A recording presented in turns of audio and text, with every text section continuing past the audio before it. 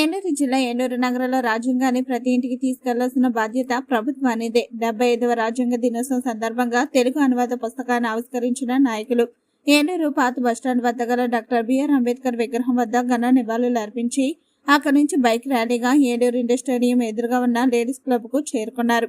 ఈ సందర్భంగా రాజ్యాంగ పరిషత్ వ్యవస్థాపకులు professor NAD Paul, All India Ambedkar యువజన సంఘం జాతీయ ప్రధాన కార్యదర్శి డాక్టర్ మొండెం సంతోష్ కుమార్లు మాట్లాడారు. భారతీయులందరికీ రాజ్యాంగమే శిరోధార్యమని, రాజ్యాంగాన్ని గౌరవించుకోవడం ప్రతి ఒక్కరి కర్తవ్యం అన్నారు. ఉమ్మడి పశ్చిమ గోదావరి జిల్లా జడ్పీ చైర్పర్సన్ గంట పద్మశ్రీ మాట్లాడుతూ, నవభారత రాజ్యాంగ నిర్మాత డాక్టర్ బిఆర్ అంబేద్కర్ కల్పించిన హక్కుల వల్లే నేడు మహిళలమైన మేము ప్రజాప్రతినిధులుగా పదవులు చేపట్టే అవకాశం దక్కిందని అన్నారు.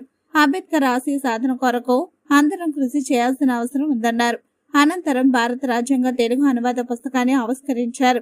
ఈ సందర్భంగా ప్రముఖ సామాజికవేత్త, కార్మిక ఉద్యమ నాయకుడు కేవీబీఆర్ అంబేద్కర్ ను ఘనంగా సత్కరించారు. సామాజిక న్యాయ జ్వాలరత్న బిరుదుతో ఆయన్ను సత్కరించారు. ఈ సందర్భంగా మాల ఫైనాన్స్ కార్పొరేషన్ డైరెక్టర్ దాసరాజేండు, గొప్పనపాలెం పీటీ కాలేజ్ ప్రిన్సిపల్ మతానియల్, ముసురునూరు మండలం గోకవరం సర్పంచ్ కంచర్లవాణి, మహిళా నాయకురాలు స్వరూప, నేతల రమేష్ బాబులను సత్కరించారు.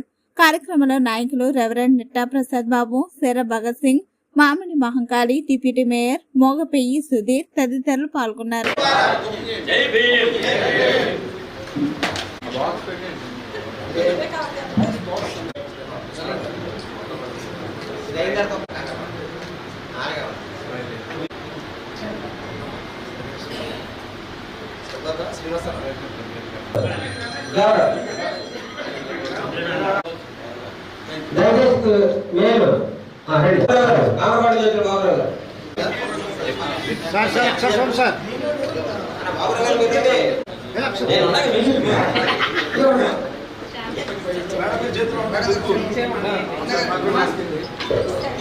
అందరికీ నమస్కారం.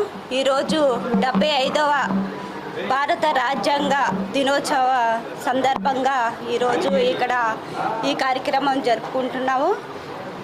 మనకి రాజ్యాంగం వచ్చి 1949లో నవంబర్ 26లో రాజ్యాంగం సభల్లో చట్టసభలో ఇది ఆమోదం పొందింది.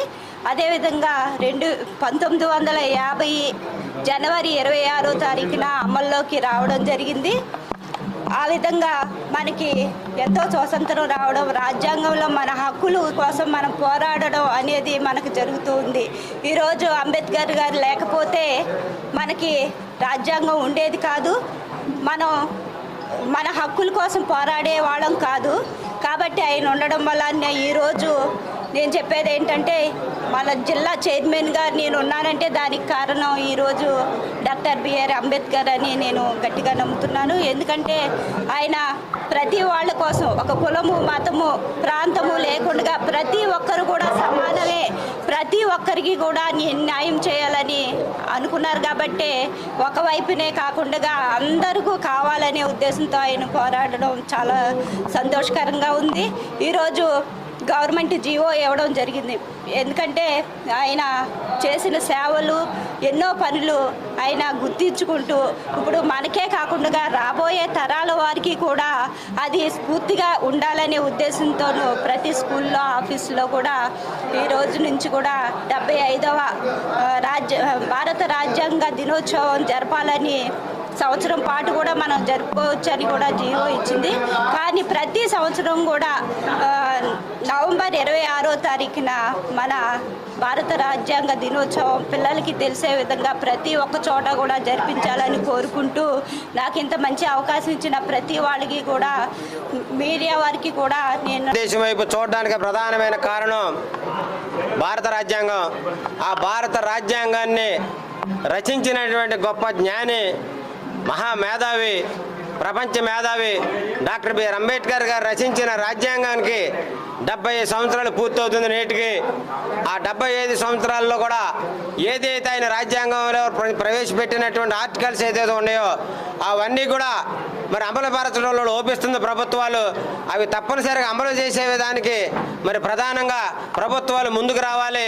ఏదైతే రాజ్యాంగ పీఠికలో ఉందో రాజ్యాంగ పీఠికలో పత్రికకే పేపర్కే పరిమితం అవ్వకుండా అవి అమలు జరిగే విధానంలో మరి ముందుండాలని ప్రభుత్వాలు మరి తెలియజేస్తున్నాడు. ఆంధ్రప్రదేశ్ కానీ అలాగే కేంద్ర ప్రభుత్వం కానీ మరి తెలియజేస్తున్నాము. అలాగే స్కూల్లో తప్పనిసరిగా కాలేజీలో కానీ హై స్కూల్ స్థాయిలో ఎలిమెంటరీ స్కూల్లో బాబాసాహెబ్ అంబేద్కర్ చేసినటువంటి పోరాటాన్ని జీవిత చరిత్రని పాఠ్యాంశంగా పెట్టాలి. పొద్దుటే స్కూల్లో ప్రియాంబులు చదివించాలని మరి ఆల్ ఇండియా అంబేద్కర్ యువజన సంఘం తరఫున డిమాండ్ చేస్తున్నాం. జై భీమ్. తెలుగు రాష్ట్రాల్లో సరికొత్త వరవడితో ప్రతి క్షణం ప్రజాపక్షం నిలిచేందుకు minute to minute live updates తో పాలిటిక్స్ టు ఎంటర్టైన్మెంట్, ఎప్పటికప్పుడు తాజా వార్తలు సరికొత్త విశ్లేషణతో మీ ముందుకు వస్తోంది APNTS తెలుగు న్యూస్ ఛానల్.